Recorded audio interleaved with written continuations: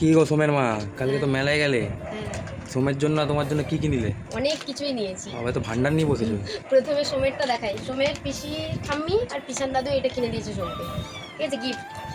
আর বাদ বাকি সোমের খেলনা হচ্ছে এই দুটো। এটা নিয়েও খেলে, দাঁতে দেয়, মুখে দেয়, যা ইচ্ছা করে।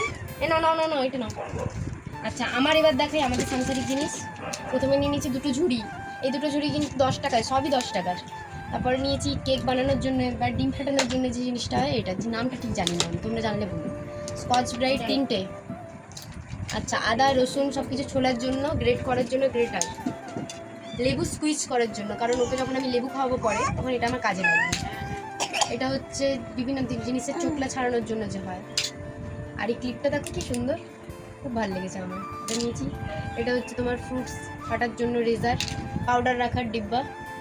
আর এটা হচ্ছে নেল পলিশ, এটা আমার শাশুড়ির। তো অনেক টাকা ধ্বংস করে দিয়েছো। মাত্র কত 60-70 টাকা হবে এগুলা, বাহ 10 টাকা করে। আর ওই জিনিসের দাম 40 আর 50। বাহ।